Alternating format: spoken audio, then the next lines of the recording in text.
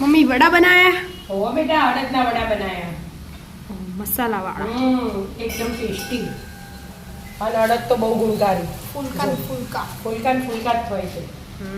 મસ્ત કેવી રીતે બનાયા એડ શીખવાડું તને એડા એનું જો અડદનો લોટ મસ્ત ચાળીને લઈ લીધો મેં અડદનો અડદના લોટના વડા બનાવવાના બરાબર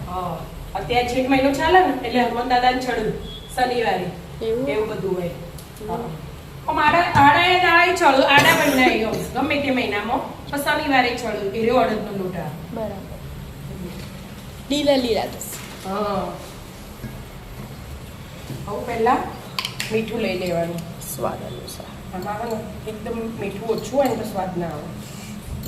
એટલે માપસર લેવાનું વધારે નહીં લેવાનું અને આ વડા તો 3-4 દિવસ સુધી ખવાય કશું જ ના થાય મસ્ત લાગે મસ્ત અને અડદ તો શરીર માટે બહુ સારા એટલા માટે એટલે આપણે બહાર જવાનું ને એટલે થોડા વધારે જ બનાવવાના એટલે આપણે એટલા લઈ જવા હોય મીઠું મરચું અને હળદર રેગ્યુલર મસાલા એ 3 અને થોડો અજમો નાખી દેવાનો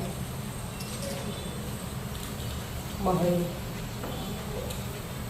અજમો તો આવો જ ગેસ ના થાય એના માટે અને મેં મરચા અને લસણ ખોડીને લઈ લીધું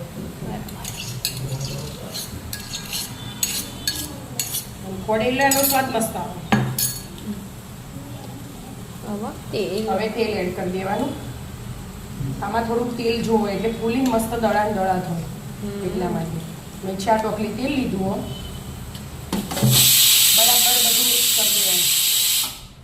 બરાબર બધું મિક્સ કરી દેવાનું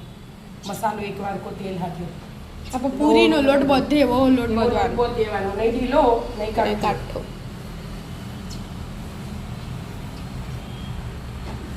જે જોવા એ પાણી એડ કરવાનું નોર્મલ જ પાણી એડ કરવાનું ગરમ કરવાની જરૂર નહીં બરાબર મસ્ત લોટ બાંધી દીધો છે લીલો લીલો લોટ બંધાઈ ગયો છે અડદ કાળા હોય ને એટલે આવું થાય હવે ઢોકીને 10 મિનિટ મૂકી દેવાનો મૂકી દો આપણે લોટા 10 મિનિટ આપી દીધી કે 10 મિનિટ થઈ જાય એટલે ગુલ્લા કરવા માંડી જો નાના મોટા જેવા કરવા હોય એવા કરાય બરાબર આપણા આ સાઈઝ ના ગુલ્લા હું અને એની આ સાઈઝ ની પૂરી ધોઈ વડા સોરી વડા એટલે આનો હું ચીકણો લોટ હોય ને એનું એકદમ એટલે કાગળ રાખવો પડે આપો બટર પેપર લીધું એટલે એના કેવું થાય ડાયરેક્ટ કરો તો મશીને ચોટી એટલે ભાઈ મજા ના આવે એટલે તેલ નાખી પડે એટલે ચોટે ના એટલા માટે બહુ ધ્યાન રાખવું પડે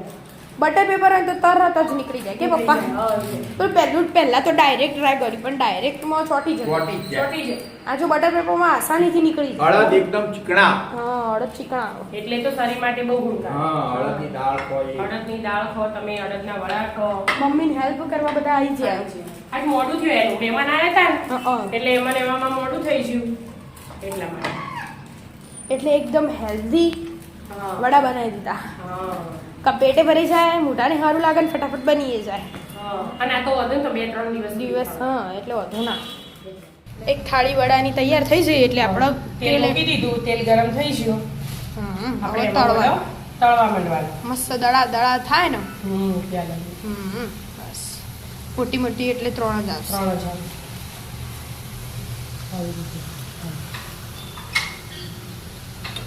બાજરીના વડા ખો એનું તમે અડદના વડા ખો બધામાં અલગ સ્વાદ આવે એવું હોય આ એકદમ મસ્ત લાગે ભલે આપણે મરચું મીઠું છે અડદ નાખ્યું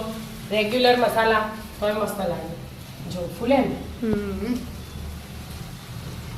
બસ આવી રીતે બધા તળ દેવાના તળાઈ છે હા બેટા જો તળાઈ છે ચાલુ તૈયાર મસ્ત મજાના જો આ કડક બનાવ્યા અમે એકદમ ક્રિસ્પી આવ્યો ને અવાજ અમન આવા ભાવ